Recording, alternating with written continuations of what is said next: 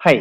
तो देखिए इस वीडियो में हम बहुत ही इंपॉर्टेंट टॉपिक डिस्कस करने वाले हैं which is difference of programming with math. Maths में और प्रोग्रामिंग में अब देखिए क्या डिफरेंसेस हैं। हमने लास्ट वीडियोस में देखा कि आप मैथमेटिकल एक्सप्रेशंस को जो है आप उनको प्रोग्रामिंग में इवेल्युएट कर सकते हैं। तो कोई भी जो एक्सप्रेशन जो हमने लास्ट टाइम देखे थे आप उनको इवेल्युएट कर सकते हैं using the rules of mathematics. लेकिन अब ये देखिए, अगर आप कोई इक्वेशन लिखते हैं x equal to X plus one, तो अगर आप इसको मैथ्स में लिखते हैं तो देखिए ये एब्सर्डिटी है, क्योंकि this implies zero equal to one, क्योंकि x से x कैंसिल हो जाएगा and zero equal to one. तो ये जो है ये अपने एब्सर्ड आंसर आया देखिए, क्योंकि जीरो इक्वल टू वन नहीं है। प्रोग्रामिंग में हम ऐसा नहीं करते हैं। प्रोग्रामिंग में हम देखिए रादर क्या करते हैं कि आप इवेल्युएट करते हैं सिर्फ राइट हैंड साइड को, यानी कि जो इक्वालिटी के राइट हैंड साइड में है आप उसको इवेल्युएट करेंगे। तो इसको हम देखिए इवेल्युएट करेंगे।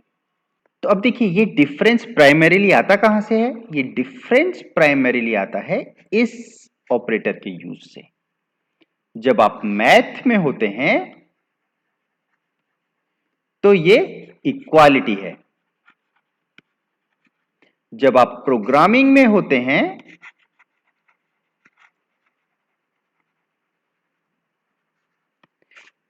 तो देखिए ये असाइनमेंट ऑपरेटर है।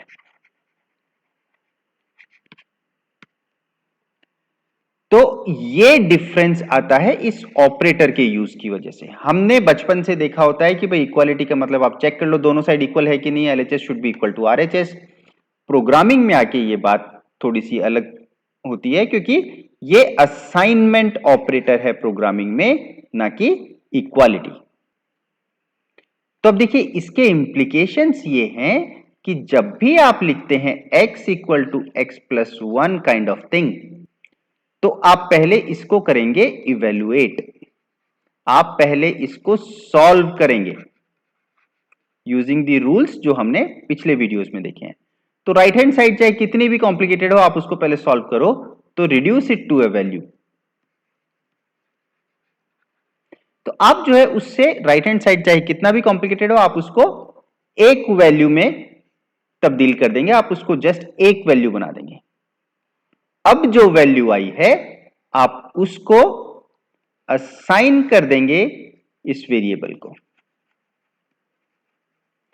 ये जो ऑपरेटर है ये काम करता है। पहले राइट हैंड साइड को आपको इवेल्युएट करना पड़ेगा, पूरा इवेल्युएट हो गया तो अब जो फाइनल वैल्यू आई है वो आप इस पर्टिकुलर वेरिएबल के साथ अटैच कर दो।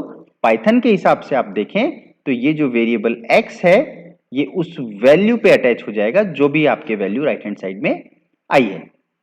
जो वेरिएबल के नेम्स हैं लेफ्ट हैंड साइड में देखिए वो बिहेव करते हैं वेरिएबल नेम की तरह, जिसके साथ आप वैल्यू को बाइंड कर सकते हैं। लेकिन राइट हैंड साइड में सेम वेरिएबल नेम एक्ट करेगा उसकी वैल्यू की तरह।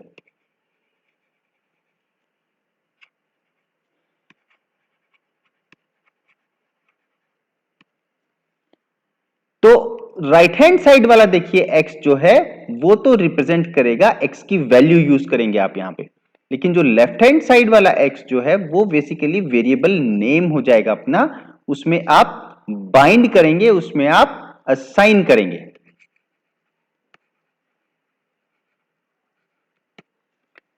सेम नाम x लेकिन दो रिप्रेजेंटेशन है। राइट साइड में उसकी वैल्यू बताओ क्या है, मेरे को वैल्यू चाहिए, लेकिन लेफ्ट हैंड साइड में मेरे को उसकी वैल्यू नहीं चाहिए। लेफ्ट हैंड साइड में तो ये एक स्टिकर है जो, अब इसका एक बहुत ही इंपॉर्टेंट इंप्लीकेशन ये है नेम एरर। नेम एरर देखिए क्या होता है कि अगर आप कोई पहली बार कोई वेरिएबल को यूज कर रहे हैं जो राइट हैंड साइड में है, तो सीधी सी बात है आपके पास इसकी वैल्यू नहीं है। आपके पास इसकी वैल्यू नहीं है तो आप राइट हैंड साइड को इवेल्युएट नहीं कर सकते हैं। आप राइट हैंड साइड को इवेल्युएट अगर नहीं कर सकते हैं तो आप इसको एक वैल्यू में रिड्यूस नहीं कर सकते हैं। तो अगर एक वैल्यू में आप उसको रिड्यूस नहीं कर पाए तो फाइनली आप जो है ये असाइनमेंट ऑपरेटर के राइट हैंड साइड वाली जो चीज है वो एक वैल्यू नहीं है, तो आप उसको असाइन भी नहीं कर पाएंगे। तो ये बहुत जरूरी है कि आप जो भी चीज राइट हैंड साइड में यूज कर रहे हैं वो रिड्यूसिबल टू ए वैल्यू होनी चाहिए, क्योंकि आप फाइनली उसको एक वैल्यू में ही रिड्यूस करने वाले हैं। आपको अगर ये कंसेप्ट आ गया है तो देखिए आपके नेम एरर जो है आपको तुरंत समझ में आने लगेगा कि क्या दिक्कत है। कोई भी वेरिएबल अगर पहली बार यूज हो रहा है तो वो असाइनमेंट के लेफ्ट हैंड साइड में होना चाहिए, ना कि राइट हैंड साइड में। तो अब ये सारी चीजें देखिए हम करके देखते हैं प्रोग्राम में। मान लीजिए हम वेरिएबल का नाम रखते हैं p इक्वल टू, फिर अब मान लीजिए अगर हम करते हैं p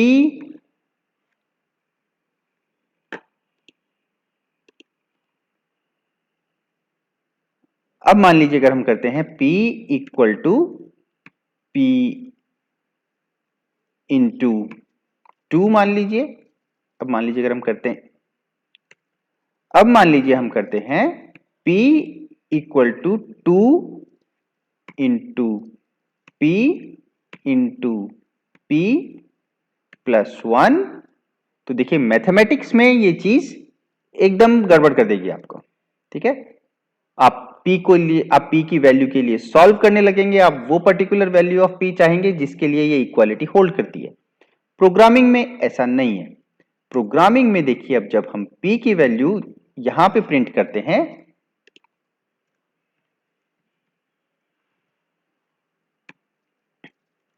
तो देखिए p1 है, और अगर हम यहां पे प्रिंट करते हैं तो देखिए p की वैल्यू 3 है। क्यों? आपने क्या किया, p की वैल्यू, लास्ट p की वैल्यू 1 थी तो आपने p की वैल्यू यहां पे राइट हैंड साइड में 1 रखी। फिर आपने ये भी p की वैल्यू 1 थी तो 1 इंटू 1 इंटू 2, 2 प्लस 1 इज 3, 3 आपने असाइन कर दिया है p को।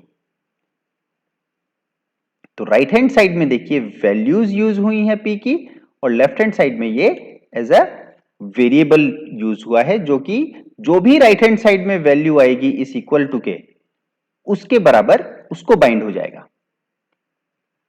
क्योंकि ये जो वैल्यू है देखिए ये मेमोरी में लेगी स्पेस, तो ये आपका जो p जो है वो उस पर्टिकुलर जगह को रेफर करेगा।